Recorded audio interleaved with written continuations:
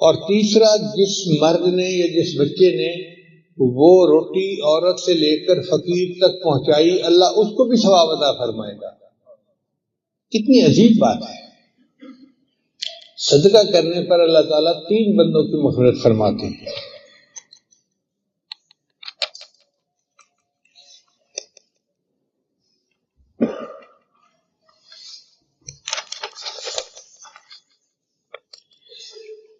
پھر اللہ تعالیٰ صدقے کے ثواب کو بڑھاتا ہے.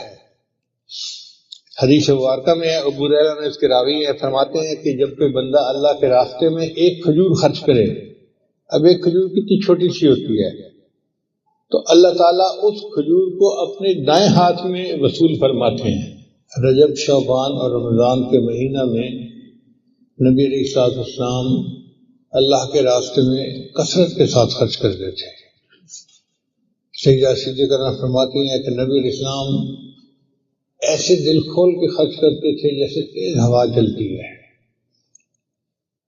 یہ برکت والے مہینے ہیں اور اس میں صدقات کا ثواب بھی بہت زیادہ ہے. بہرحال چونکہ آج رجب کا مہینہ ہے تو ہم نے یہی عنوان لیا. پہلی بات یہ کہ جو بندہ اللہ کے راستے میں خرچ کرتا ہے، ایک ہوتا ہے صدقات نافلہ یعنی نفلی صدقہ، مسجد پہ خرچ کیا، مدرسے پہ خرچ کیا، طلباء پہ کیا، غریبوں پہ کیا، یہ نفلی صدقہ کہلاتا ہے. ایک ہوتا ہے اپنے مال کی زکوٰۃ ادا کرنا، یہ صدقات واجبہ کہلاتے ہیں. بہرحال صدقہ دینے سے انسان کا مال کم نہیں ہوتا، انسان کا مال بڑھتا ہے، یہ پکی بات ہے. ایک کو اللہ تعالیٰ 10 بنائے تو ایک عام سا درجہ یہ ہے. میں نے اپنی زندگی میں ہزاروں مرتبہ ایک کو 10 بنتے آنکھوں سے دیکھا ہے، ان گنہگار آنکھوں سے دیکھا ہے. گواہی دے سکتا ہوں مسجد میں بیٹھ کے. اور اللہ اگر زیادہ بڑھانا چاہے تو جتنا چاہے بڑھا دے. اس کی مثال ایسے ہے جیسے ایک گندم کا دانہ زمین میں ڈالی تو اس میں سے شاخیں نکلی اور ان پر گندم کے سٹے لگے. 7 سٹے لگے اور ہر سٹے میں 100 دانے تھے، تو ایک دانے کے کتنے دانے بن گئے؟ 700. اللہ فرماتے ہیں واللہ یضاعف لمن یشاء بغیر حساب، اور اللہ جس کو چاہتا ہے اس سے بھی زیادہ عطا فرما دیتا ہے. سبحان اللہ. ایک دانے کے 700 دانے تو انسان دنیا میں آنکھ سے بنتے دیکھتا ہے. یہی حال صدقات کا ہے کہ انسان جب اللہ تعالیٰ کو راستے میں دیتا ہے تو اللہ اس کو بڑھاتے ہیں. نبی علیہ السلام نے قسم کھا کر فرمایا کہ انسان کا مال وَنَقَصَتْ صَدَقَةٌ مِّن مَّالٍ،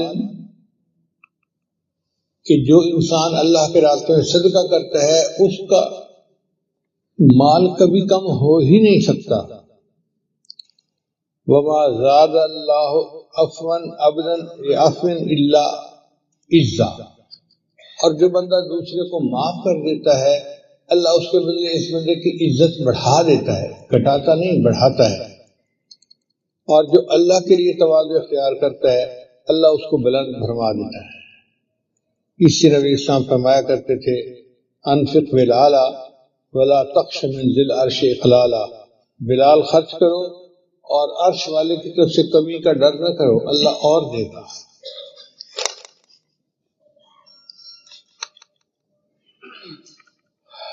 انفق یہ لفظ ہے نفق سے بنا. نفق کہتے ہیں سرنگ کو. آپ نے دیکھا ہوگا سرنگ میں ایک طرف سے بندے داخل ہوتے ہیں اور دوسری طرف سے نکل جاتے ہیں. تو نفق کا لفظ اس لیے استعمال کیا کہ ایک ہاتھ سے بندہ دے گا اللہ اس کو دوسرے ہاتھ سے عطا فرما دیں گے.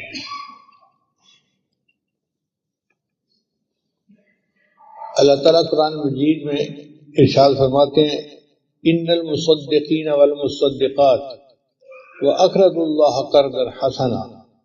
سبحان اللہ. اللہ تعالیٰ نے جس کو مال دیا یہ اللہ نے دیا، انسان کا نہیں ہے، اللہ نے دیا ہے. اور اللہ کی شان دیکھیں کہ جو مال اللہ نے خود عطا کیا اس میں سے اگر کوئی دین کے لیے خرچ کرتا ہے اللہ فرماتے ہیں یہ تو مجھے قرض حسنہ دے رہے ہو. وہاں میرے مالک تیری شان بڑی ہے.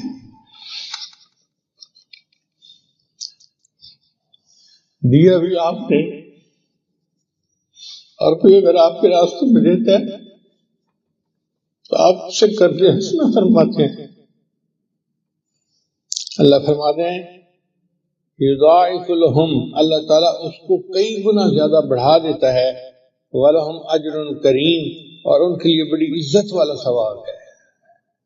اب یہ قرآن عظیم شان کے الفاظ ہیں کہ جو اللہ کے راستے میں صدقہ کرتا ہے اللہ اس کو کئی گنا زیادہ بڑھا دیتا ہے۔ ایک جگہ اللہ تعالیٰ ارشاد فرماتے ہیں وَمَا أَنفَقْتُم مِّن شَيْءٍ فَهُوَ يُخْلِفُهُ، کہ جو چیز تم اللہ کے راستے میں خرچ کرتے ہو اس چیز کے پیچھے تمہیں ملتا ہے، یعنی تم خرچ کرتے ہو تو اللہ تمہیں ضرور دیتا ہے۔ یہ پکی بات ہے، اس میں کوئی شک والی بات ہے ہی نہیں، یہ قرآن ہے۔ اور ہم دنیا میں آخر اگر مال کو جمع کریں گے تو کیا کر دیں گے؟ موت کے وقت ہر بندے کی تمنا ہوتی ہے رب لولا اخرتنی الی اجل قریب فاصدق واکن من الصالحین، اے اللہ تو مجھے تھوڑی دیر کی مہلت دے دیتا تاکہ میں تیرے راستے میں صدقہ کرتا اور نیکوں میں شامل ہو جاتا۔ تو موت کے وقت جو ہم یہ تمنا کریں گے کہ اے اللہ ہم اپنے سارے مال کو صدقہ کر دیتے، تو جیتے جاگتے کیوں نہیں ہم صدقہ کرتے؟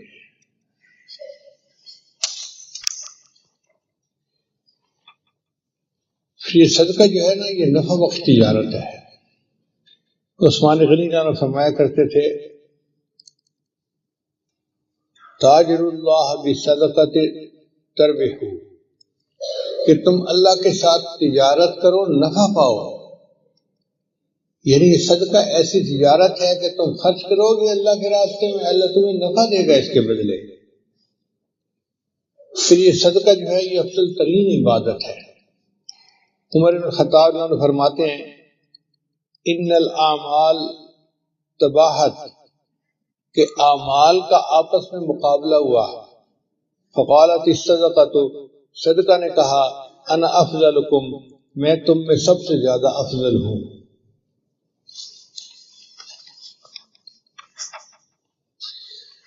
پھر یہ صدقہ جو ہے بیماریوں سے شفا کا باعث بنتا ہے۔ نبی سامنے ارشاد فرمایا داؤ مرضاکم بالصدقۃ، تم اپنے مریضوں کا صدقہ کے ذریعے علاج کرو۔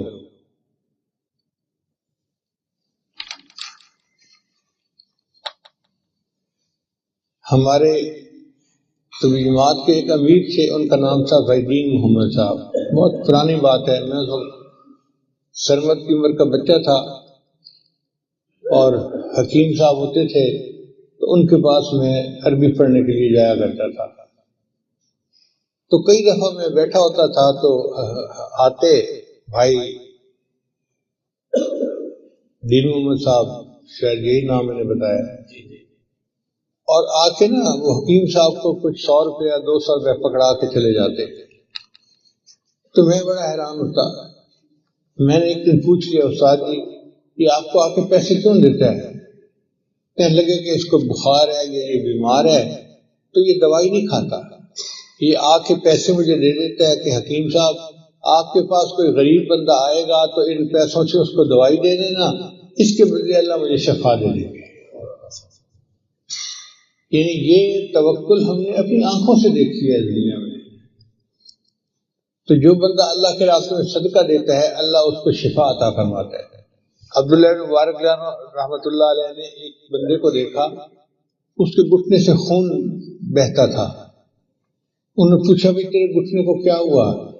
کہتے ہیں ایک زخم ہوا تھا اور 7 سال سے اس میں سے خون نکل رہا ہے، سمجھ نہیں آتی، طبیبوں کو بھی دکھایا ہے میں کیا کروں؟ کہنے لگے دیکھو جس جگہ پر لوگوں کو پانی نصیب نہیں کنواں کھدوا دو، کنویں کا پانی جاری ہوگا، اس کے بدلے تمہارا خون بہنا بند ہو جائے گا۔ اس بندے نے کنواں کھدوایا، اللہ نے اس کے زخم کو شفا عطا فرمایا۔ آج یہ ہمارے ہاں چیز نہیں ہے کہ ہم صدقہ کریں اور اس کے ذریعے سے اپنے اللہ سے شفا حاصل کریں۔ بھئی شفا دوائیوں میں نہیں ہے، شفا دینے والا اللہ ہے، وہ شافی ہے۔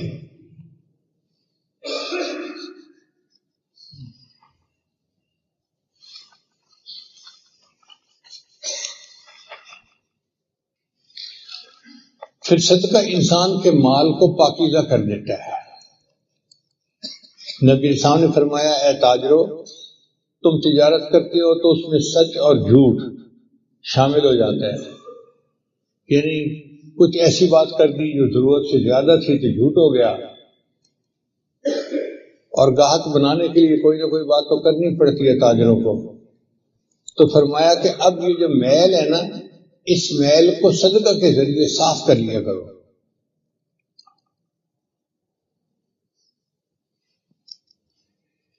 پھر دوسری بات کہ صدقہ انسان کے دل کو گناہوں سے پاک کر دیتا ہے، یعنی مال بھی پاک ہو گیا اور انسان کا دل بھی صاف ہو گیا، اس سے انسان کو تزکیہ بھی حاصل ہو جاتا ہے۔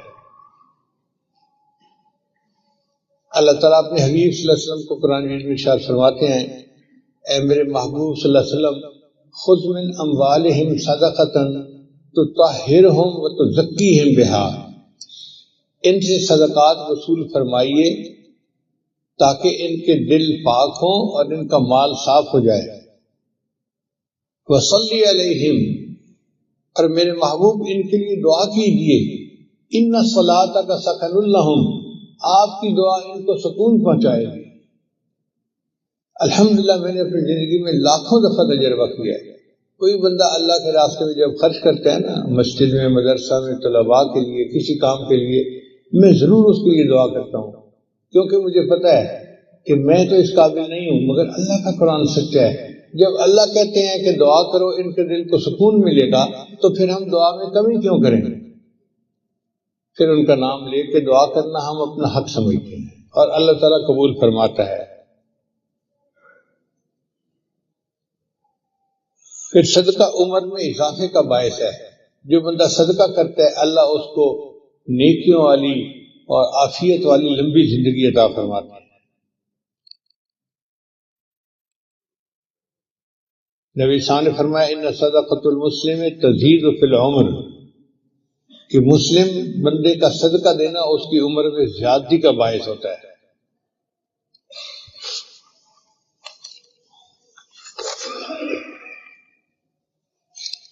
پھر صدقہ انسان کے گناہوں کو مٹا دیتا ہے۔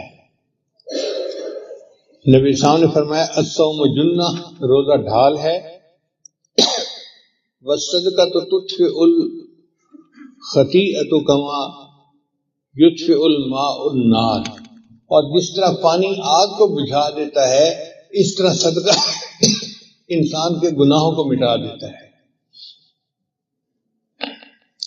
پھر صدقہ مصیبتوں کو ٹالتا ہے۔ حدیث مبارکہ میں نبی صلی اللہ علیہ وسلم نے فرمایا الصدقۃ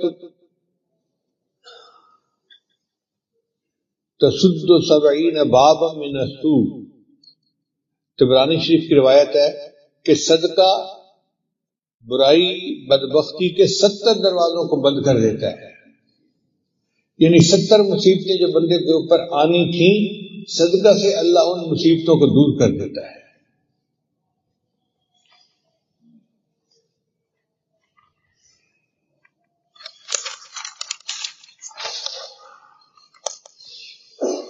پھر ایک بہت بڑا انعام کہ صدقہ انسان کو بری موت سے بچاتا ہے۔ نبی صلی اللہ علیہ وسلم نے فرمایا ان الصدقۃ لتطفئ غضب الرب وتدفئ میتۃ السوء، کہ اللہ تعالیٰ کے غضب کو دور کرتا ہے اور بری موت سے بندے کو بچاتا ہے۔ اب کس بندے کی تمنا نہیں کہ ہم بری موت سے بچ جائیں؟ ہر بندے کی تمنا ہوتی ہے۔ اس تمنا کو حاصل کرنے کا بہترین طریقہ اللہ کے راستے میں خرچ کرنا، اور یہ بھی ہے کہ ضروری نہیں کہ ہر بندہ لاکھوں روپے خرچ کرے گا۔ لِيُنْفِقْ ذُو سَعَةٍ مِّن سَعَتِهِ، جس کی جتنی استطاعت ہے وہ اتنا خرچ کرے۔ 1 روپیہ خرچ کرنا بھی صدقہ ہے اور 1 لاکھ روپیہ خرچ کرنا بھی صدقہ ہے، مگر نیت اچھی ہوگی تو اللہ اس کو بھی قبول کر لیں گے۔ اور صدقہ قیامت کے دن کی بھوک پیاس سے انسان کو بچاتا ہے۔ نبی اسلام نے ارشاد فرمایا کہ تم میں سے جو مومن کسی مومن کو بھوک کے وقت کھانا کھلاتا ہے، اللہ اس کے بدلے اس کو جنت کا کھانا کھلائے گا۔ اور تم میں سے جو بندہ مومن کو پیاس کی حالت میں پانی پلاتا ہے اللہ اس کے بدلے اس کو جنت کی شراب طہور عطا فرمائے گا۔ اور تم میں سے جو بندہ کسی مومن کے بدن کو ڈھانپ لیتا ہے، یعنی کسی کپڑے پھٹے ہوئے تھے اس کو صاف ستھرے کپڑے بنا کے لیے پہننے کے لیے اللہ اس کے بدلے اس کو جنت کا لباس پہنائے گا۔ کتنا سستا سودا ہے کہ ہم اللہ کے راستے میں خرچ کریں اور اللہ اس کے بدلے ہمیں قیامت کے دن کی بھوک پیاس سے محفوظ فرمائیں۔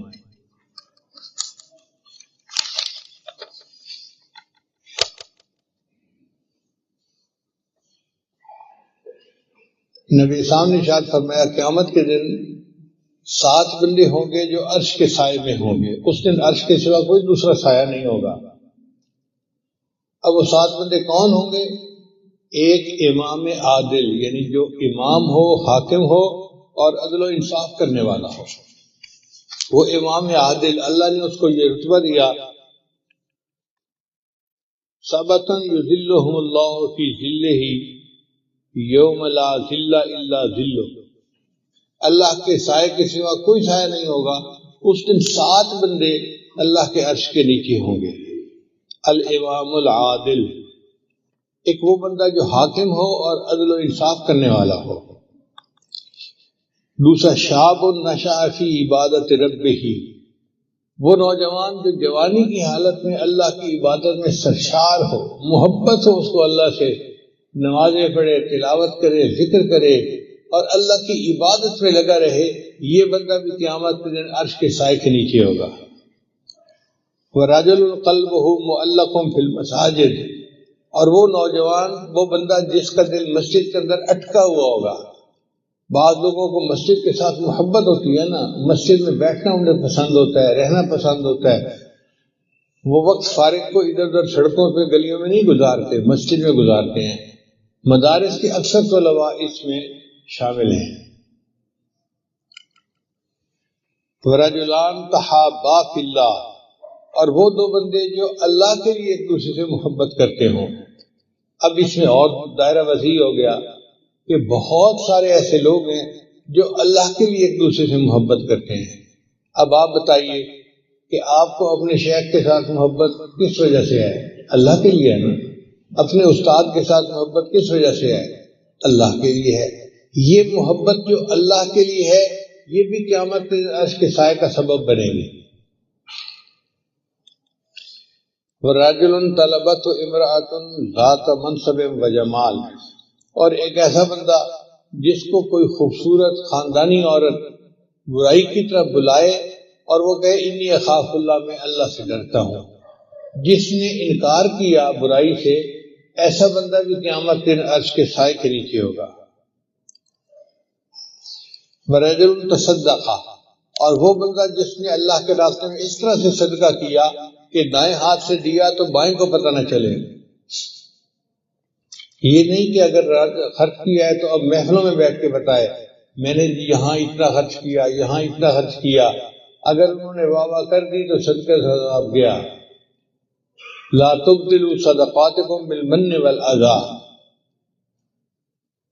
تو جو اللہ کے راستے میں صدقہ کرے اس طرح کہ کسی کو پتہ ہی نہ چلنے دے۔ وَرَجُلٌ ذَكَرَ اللَّهَ خَالِيًا فَفَاضَتْ عَيْنَاهُ، اور وہ بندہ جو اللہ کا ذکر کرے تنہائی میں بیٹھ کے اور اللہ کے ذکر کرنے سے اس کی آنکھوں میں آنسو آ جائے اللہ کی محبت میں، ایسا بندہ، یہ 7 بندے بنتے ہیں۔ اللہ فرماتے ہیں کہ یہ 7 بندے قیامت کے دن اللہ کے عرش کے سائے کے نیچے ہوں گے۔ نبی سامنے شاہ فرماتے ہیں تو ذل صاحبہ یوم القیامہ، قیامت کے دن بندہ اپنے صدقے کے برابر سائے کے نیچے ہوگا۔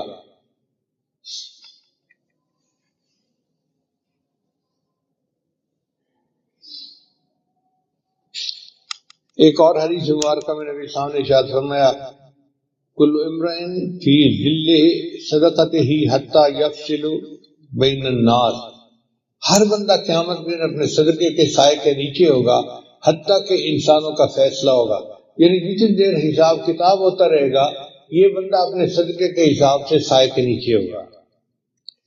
پھر صدقہ انسان کے لیے جہنم کی آگ سے آڑ ہے۔ میمونہ فرماتی ہیں رضی اللہ تعالیٰ عنہ کہ نبی اسلام سے پوچھا گیا افتنا عن الصدقۃ، اے اللہ کے وسلم ہمیں صدقہ کے بارے میں کچھ فرمائیں۔ فقال، نبی اسلام نے ارشاد فرمایا انہا حاجب من النار، یہ صدقہ جہنم کی آگ سے آڑ ہے۔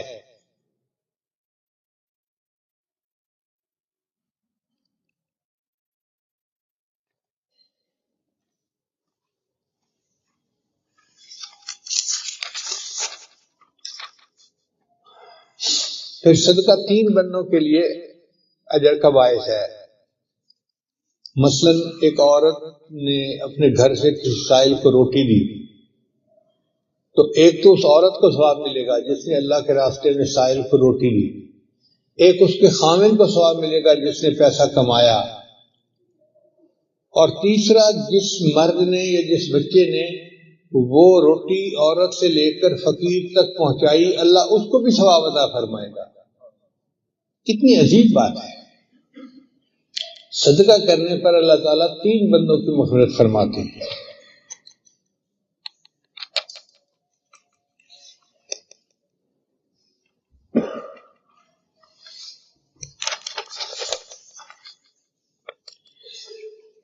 پھر اللہ تعالیٰ صدقے کے ثواب کو بڑھاتا ہے۔ حدیث مبارکہ میں ابو ہریرہ نے اس کے راوی ہیں فرماتے ہیں کہ جب کوئی بندہ اللہ کے راستے میں ایک کھجور خرچ کرے، اب ایک کھجور کتنی چھوٹی سی ہوتی ہے، تو اللہ تعالیٰ اس کھجور کو اپنے دائیں ہاتھ میں وصول فرماتے ہیں، اور چونکہ اللہ تعالیٰ پاک ہیں لہذا وہ پاک مال کو قبول کرتے ہیں۔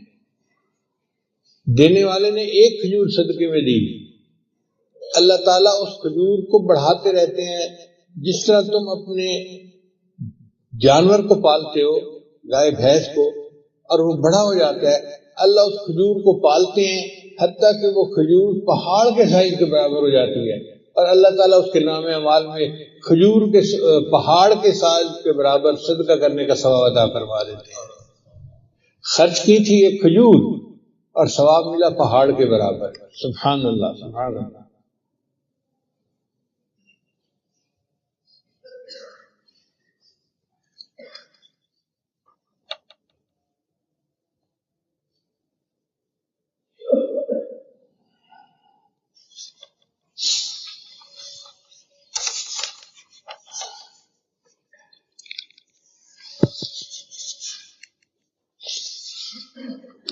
ابو ہریرہ نے روایت کرتے ہیں کہ نبی اسلام نے ارشاد فرمایا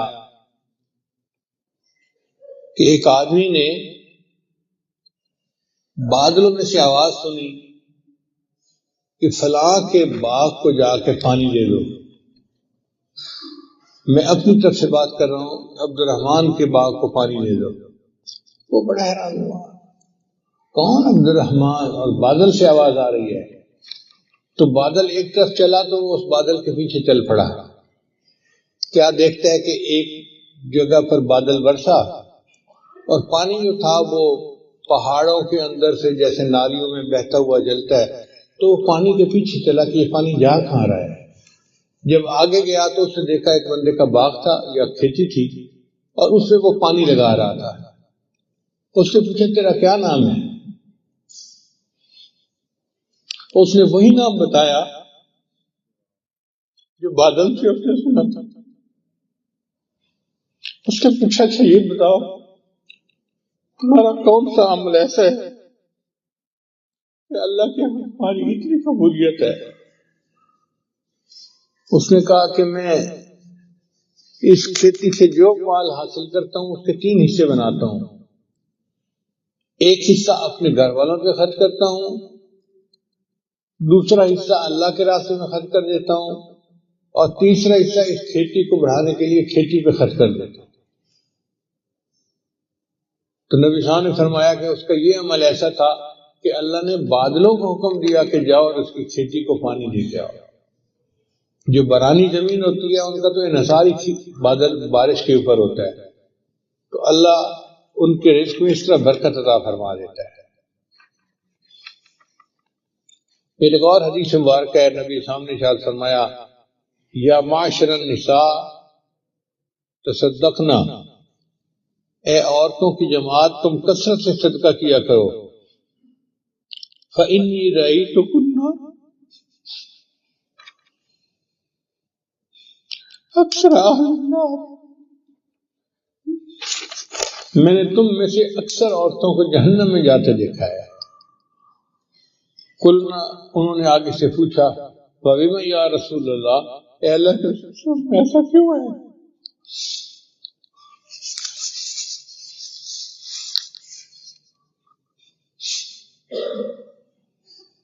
عورتیں جہنم میں کیوں زیادہ جائیں گی؟ نبی ثان فرمایا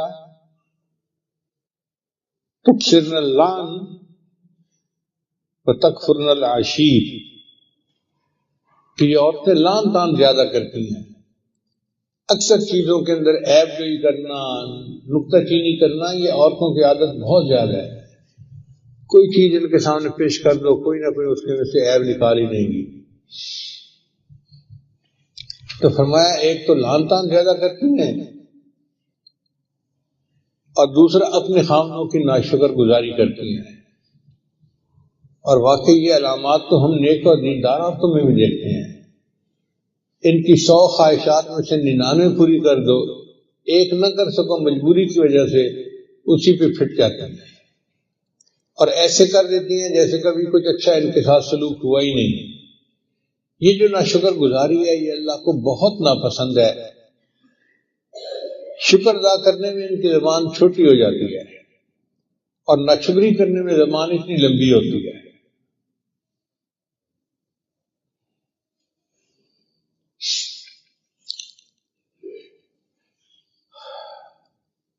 اب ایک بندہ اپنے گناہوں کی وجہ سے، اپنی نالائکیوں کی وجہ سے اللہ کو ناراض کر بیٹھا ہے، اور اب اس کو احساس ہوتا ہے کہ میں اپنے اللہ کو راضی کروں، تو راضی کرنے کا کیا طریقہ ہے؟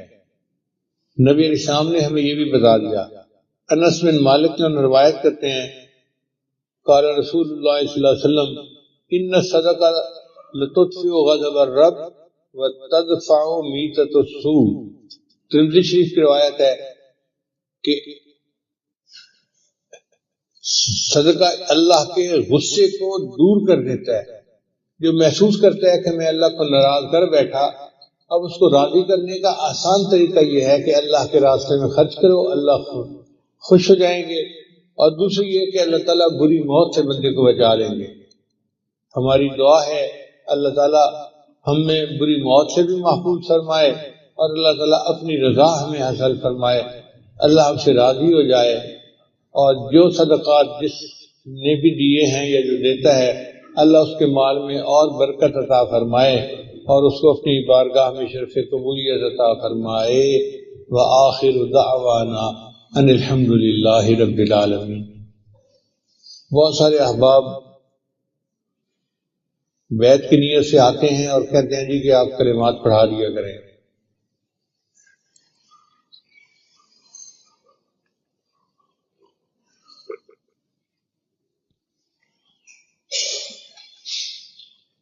جو کلمات کے عاجز پڑھے سچے دل کے ساتھ پیچھے پیچھے پڑھتے جائیے۔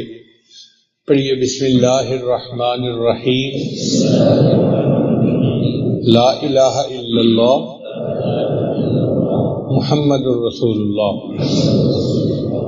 آمنت باللہ وملائکتہ وکتبہ ورسلہ والیوم الآخر والقدر خیرہ وشرہ من اللہ تعالی والبعث بعد الموت، آمنت باللہ کما ہوا باسمائہ وصفاتہ وقبلت جمیع احکامہ اقرار باللسان وتصدیق بالقلب، اشہد ان لا الہ الا اللہ واشہد ان محمدن عبدہ ورسولہ استغفر اللہ ربی من کل ذنب واتوب الیہ برحمتک یا ارحم الراحمین۔ ان کلمات کو پڑھنے سے ہم تو بتائے ہو چکے ہیں، چند معمولات ہیں جن کو باقاعدگی سے کریں گے تو اللہ تعالیٰ دل کو منور کریں گے۔ ان میں پہلا عمل ہے 100 مرتبہ استغفار صبح شام پڑھنا، دوسرا عمل ہے 100 مرتبہ درود شریف صبح شام پڑھنا، تیسرا ہے قرآن مجید کی تلاوت روزانہ کرنا، ایک پارہ پڑھیں، آدھا پارہ پڑھیں، ایک پاؤ پڑھیں ضرور، اور چوتھا ہے چلتے پھرتے ہر وقت دل میں اللہ کو یاد کرنا، دست بکار دل بیار، ہاتھ کام کاج میں مشغول، دل اللہ تعالیٰ کی یاد میں مشغول۔ پانچواں عمل ہے مراقبہ۔ مراقبہ جو ہے وہ تمام اعمال کا لب لباب اور نچوڑ ہے۔ طریقہ بڑا آسان ہے، جب نماز پڑھ کے فارغ ہو تو تھوڑی دیر کے لیے اللہ سے لو لگا کے بیٹھے کہ اللہ کی رحمت آ رہی ہے، میرے دل میں سما رہی ہے، میرے دل کی ظلمت اور سیاہی دور ہو رہی ہے، اور میرا دل اللہ اللہ اللہ بول رہا ہے اور میں سن رہا ہوں۔ شروع میں سنائی نہیں دے گا، لیکن جب آپ بیٹھے رہیں گے تو انشاءاللہ ایک وقت آئے گا کہ آپ کو اپنے دل سے اللہ اللہ کی آواز کا ادراک ہوگا۔ اس کو ذکر خفی اور ذکر سری کہتے ہیں۔